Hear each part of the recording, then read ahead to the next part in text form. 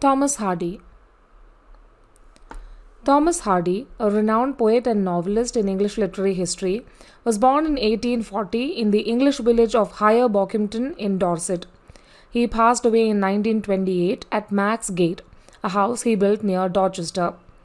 His upbringing was deeply influenced by the musicality of his father, a stonemason and fiddler, and his mother, Jemima Ann Hardy, who played a fundamental role in his early life. Despite his time spent as an architectural apprentice in London, Dorset remained a significant source of inspiration for his fiction and poetry. Hardy closely identified himself and his work with Dorset, seeing himself as a successor to the Dorset dialect poet William Barnes. He referred to his novels as the Wessex novels, named after one of the Anglo-Saxon kingdoms. Hardy even created a map of the area, complete with names of villages and towns he coined to represent real places. In his literary career, Hardy was significantly influenced by the landscape of southern England and its rich historical remnants, including Stonehenge and other ancient sites. His interest in history extended to the Napoleonic Wars, which he considered a significant historical event. His epic poetic drama, The Dynasts, reflects his deep engagement with this historical material. He also delved into contemporary issues, notably the Boer War and World War I, through his well known war poems. His work had a profound impact on the other war poets such as Rupert Brooke and Siegfried Sassoon. Hardy's career spanned the transition from the Victorian to the modern era. He wrote prolifically, including 14 novels, 3 volumes of short stories, and numerous poems. Some of his notable works, such as the Tess of the Double and Jude the Obscure, received negative reviews, which may have contributed to his shift from fiction to poetry. From 1898 until his death in 1928, Hardy published 8 volumes of poetry. His work, both in fiction and poetry, is characterized by a pervasive sense of fatalism and a deep connection to the natural world and human history. In his later years, Hardy's lyric poetry gained significant recognition and influenced poets such as Robert Frost, W. H. Auden, Philip Larkin, and Donald Hall. His poems explore the transcendent possibilities of language and are often characterized by a sense of fatalism. Some of his most celebrated poems were written in the aftermath of his first wife Emma's death in 1912. These poems are often described as strange celebrations of the dead in English poetry. Despite his notoriety for relationships with younger women, Hardy's Emma poems convey guilt and wonder as he grapples with the loss of his wife and his love for her. When Hardy passed away in 1928, his ashes were placed in the Poets' Corner of Westminster Abbey, and his heart, which had been removed before cremation, was interred in the graveyard at Stinsford Church, where his parents, grandparents, and his first wife were laid to rest. Notable works of Hardy include The Poor Man and the Lady, Under the Greenwood Tree, a rural painting of the Dutch school, Far from the Madding Crowd, The Return of the Native, Wessex Tales, Life's Little Ironies, and certain romances and fantasies that include A Pair of Blue Eyes, The Trumpet Major, Two on a Tower, and some novels of ingenuity, which includes Desperate Remedies, The Hand of Ethelberta, a comedy in chapters, and Lidician, a story of today. Far from the Madding Crowd. Far from the Madding Crowd marks Thomas Hardy's 4th novel and is considered his first significant literary success. Originally published anonymously as a monthly serial in Cornhill magazine, the novel garnered a broad readership. It unfolds in Thomas Hardy's Wessex, a rural region in southwest England, which also served as the backdrop for his earlier work Under the Greenwood Tree. The novel explores themes of love, honor, and betrayal against the picturesque yet often harsh realities of a farming community in Victorian England. It portrays the life and relationships of Bathsheba Everdeen with her 3 suitors, her loyal neighbor William Baldwood, the steadfast shepherd Gabriel Oak, and the reckless soldier Sergeant Troy. Summary of the novel. The story commences with Bathsheba Everdeen, a beautiful young woman without a substantial fortune. She encounters Gabriel Oak, a young farmer, and unintentionally saves his life one evening. Gabriel proposes to her, but she rejects his offer, lacking romantic feelings for him. After inheriting her uncle's prosperous farm, Bathsheba relocates to the town of Weatherbury. A calamity befalls Gabriel's farm, resulting in the loss of the sheep, forcing him to relinquish his farming pursuits. In search of employment, he finds himself in Weatherbury. After saving a local farm from a fire, he approaches the owner for a job. To his surprise, the mistress is Bathsheba and she hires him as a shepherd. As Bathsheba learns to manage her farm, she becomes acquainted with her neighbor, Mr. Baldwood, who becomes her second suitor. Although he is wealthy and handsome and has been pursued by numerous women, Bathsheba initially refuses his proposal because she doesn't love him, but later agrees to reconsider her decision. On one fateful night, Bathsheba crosses paths with a dashing soldier, Sergeant Troy. Unbeknownst to her, Troy has recently impregnated a local girl, Fanny Robin, and nearly married her. However, he falls deeply in love with Bathsheba, enraging Baldwood. Bathsheba, concerned about Baldwood's anger, travels to Bath to warn Troy. During her absence, Troy convinces her to marry him. Throughout these events, Gabriel remains a steadfast friend to Bathsheba, though he disapproves of her choice. A few weeks after marrying Bathsheba, Troy encounters Fanny, now impoverished and ill. Tragically, Fanny dies during childbirth, and it's revealed that Troy is the father of a child. Grief stricken by Fanny's death and burdened by shame, Troy vanishes, and it's believed that he has drowned. With Troy presumed dead, Baldwood becomes increasingly insistent about marrying Bathsheba. However, Troy reappears at a local fair, vying for Bathsheba's affections. A dramatic twist unfolds when Baldwood hosts a Christmas gathering where he proposes to Bathsheba once more and she agrees. But as she accepts his proposal, Troy arrives to claim her. Bathsheba's shock leads to a harrowing moment, and Baldwood tragically shoots Troy, resulting in his death. Baldwood is subsequently sentenced to life in prison. Several months later, Bathsheba marries Gabriel, who has become a prosperous bailiff. The Return of the Native. The Return of the Native is Thomas Hardy's sixth published novel. It was originally serialized in Belgravia, a publication known for its sensationalism, and released in 12 monthly installments from January to December 1878. Due to the novel's controversial themes, Hardy encountered some difficulties in finding a publisher, but reviews were generally positive, albeit somewhat mixed. In the 20th century, The Return of the Native became one of Hardy's most popular and highly regarded works. The novel is primarily set on Egdon Heath, a fictional desolate moor located in Wessex, the rural region in southwestern England that frequently serves as the backdrop for Hardy's stories. The native in the title refers to Clym Yobright, who returns to the area with the intention of becoming a school teacher after a seemingly successful yet unfulfilling career as a jeweler in Paris. Clym and his cousin Thomasin represent the traditional way of life on the heath, while Thomasin's husband Damon Wildev and Clym's wife Eustacia Vi yearn for the excitement and allure of city life. Disenchanted with Clym's decision to remain on the heath, Eustacia, a strong-willed and passionate woman, rekindles her affair with the audacious Damon. A series of coincidences and misunderstandings eventually lead Eustacia to believe that she is responsible for Clym's mother's death. Convinced that fate has marked her as a source of misfortune for others, Eustacia flees and ultimately meets a tragic end when she drowns in a nearby pool, whether by accident or intent. Damon, in a desperate attempt to save her, also meets his demise in the water. In the later editions of the novel, Hardy introduced some modifications to appease his readers. Thomasin marries Diggory Wen, a humble suitor who had persistently courted her, and Clym adopts the role of an itinerant preacher, which subsequently contrasts with his earlier aspirations and choices. The Mayor of the Casterbridge. The Mayor of Casterbridge, a novel by Thomas Hardy, was published in 1886. It was initially serialized in the periodical The Graphic before being published in book form later that year. The story is set in the fictional city of Casterbridge, which provides a vivid depiction of Dorchester in the 19th century. The narrative revolves around the life and fortunes of Michael Henchard, who, after abandoning his wife and daughter and starting with nothing, manages to attain prosperity and respect. However, through a combination of his own flawed decisions, a vengeful nature, and a streak of bad luck, he eventually loses everything. The novel begins at a country fair near Casterbridge in Wessex, where a 21-year-old hairdresser named Michael Henchard gets into a heated argument with his wife, Susan. Under the influence of rum laced firmity, he impulsively auctions off his wife, along with their baby daughter, Elizabeth Jane, to a passing sailor named Richard Newson for 5 guineas.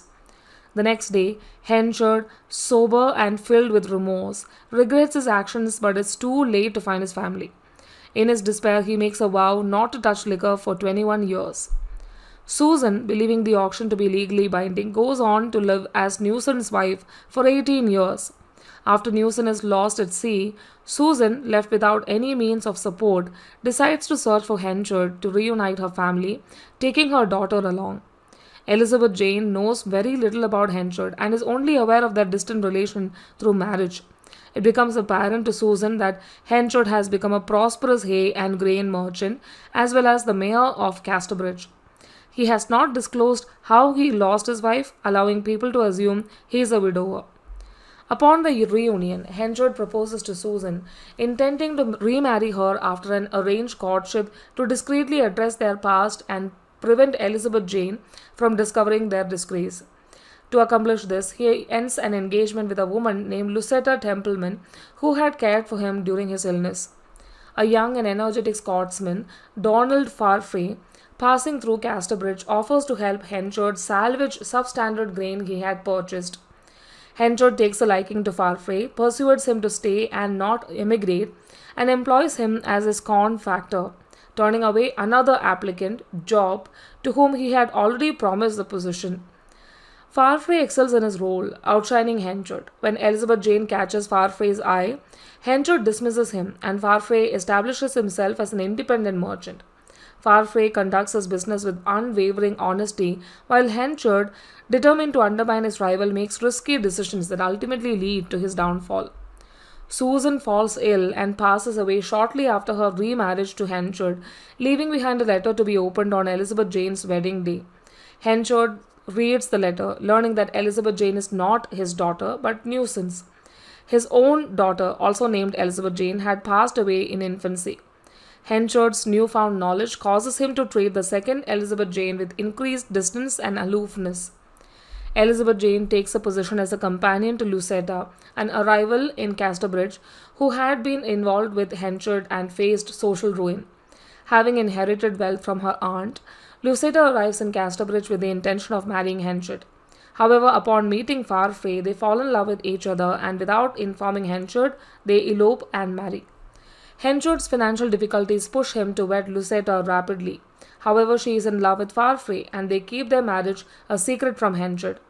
When he eventually discovers their secret, Henchard's credit crumbles, leading to his financial ruin. Farfrae acquires Henchard's former business and offers him a job as a journeyman. Lucetta requests Henchard to return her old love letters and he assigns the task to Job, who still holds a grudge for being cheated out of the position of factor.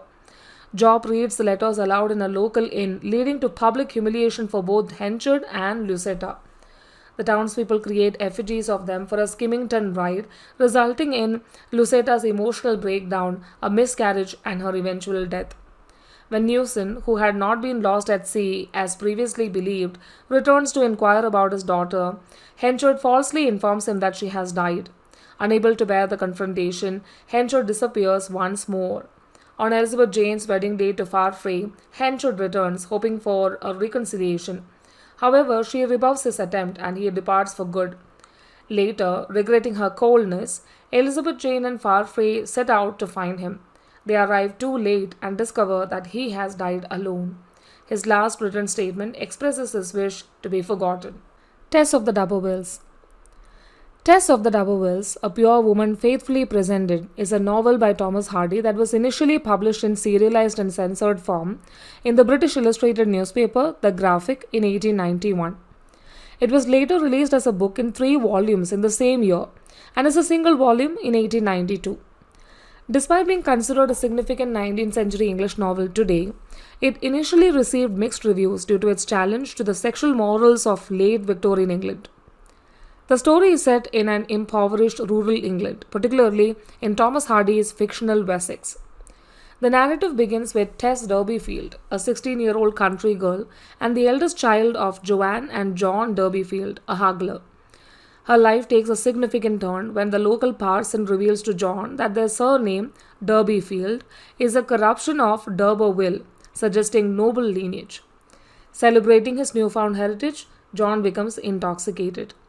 Tess, feeling responsible for the family's well being, drives a wagon to the market but falls asleep at the reins, leading to a fatal accident in which the family's only horse is killed.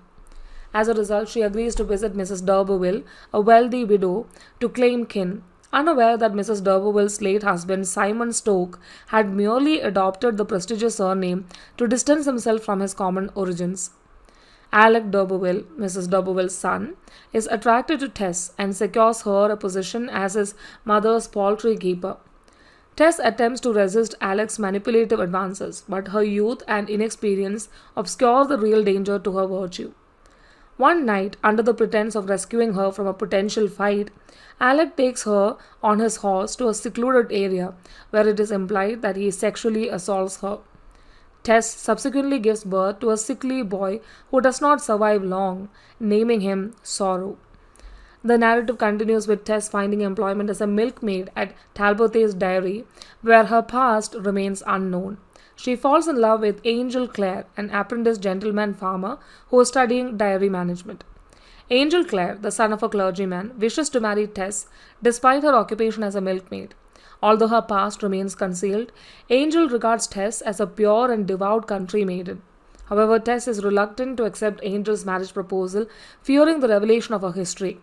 Eventually, she agrees to marry him, but hesitates to disclose her past, believing that she can share the truth after their wedding. On their wedding night at an old D'Urberville mansion, Angel confesses to a prior affair with an older woman. In response, Tess reveals the truth about her history with Alec, hoping for Angel's understanding and forgiveness. Angel reacts with shock and disappointment, and although he acknowledges that Tess was more sinned against than sinful, he considers her lack of firmness a character flaw. Consequently, the couple separates, with Tess returning home and Angel departing for Brazil to explore farming opportunities.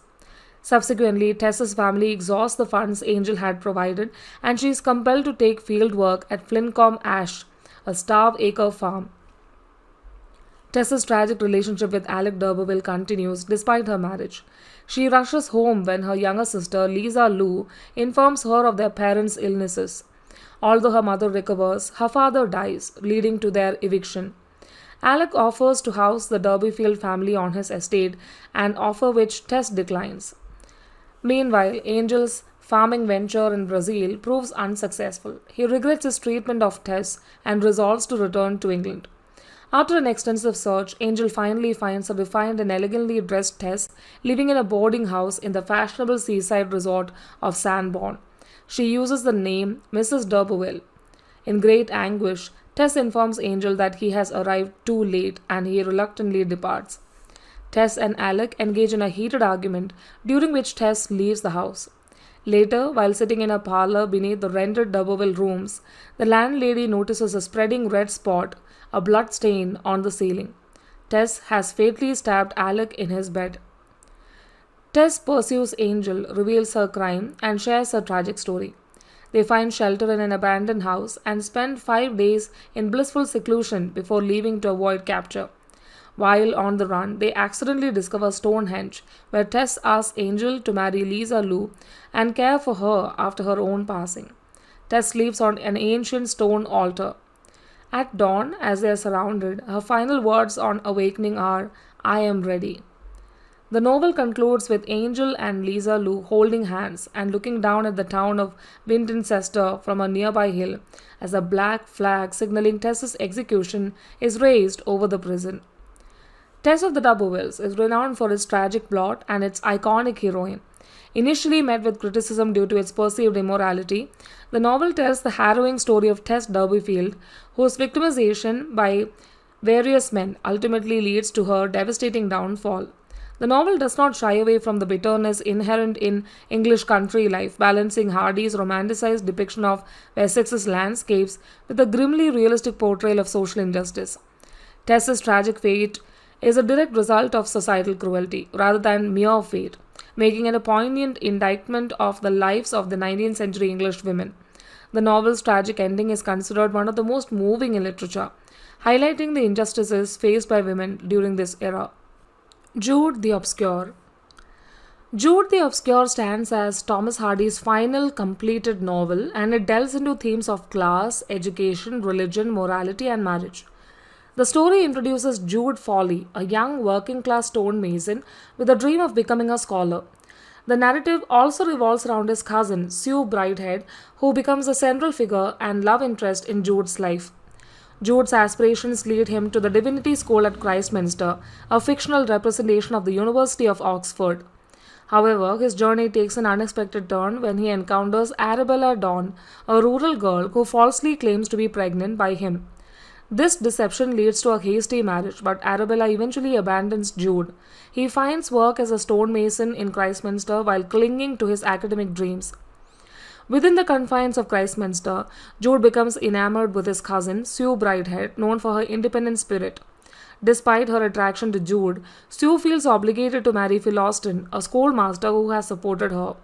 The constraints of this marriage prove too much for Sue to bear, prompting her return to Jude. She bears his children out of wedlock, defying societal norms and triggering hardships for both. Sue and Jude's struggle against poverty and societal condemnation intensifies. The culmination of their woes occurs when Jude's son, with Arabella, named Little Father Time, tragically hangs Sue and Jude's younger children before taking his own life. This devastating event drives Sue back to Philistine and back to the church, a move wrought with inner turmoil. Jude's path leads him back to Arabella, and his life concludes in misery. The novel's bold exploration of sexuality and its critical stance on marriage, the university system, and the church sparked significant controversy upon its release. Thomas Hardy's candid and frank portrayal of these themes shocked the public, contributing to the novel's bleak and tragic tone. The harsh reception of Jude the Obscure deeply affected Hardy, leading him to cease writing fiction entirely and focus solely on his poetry.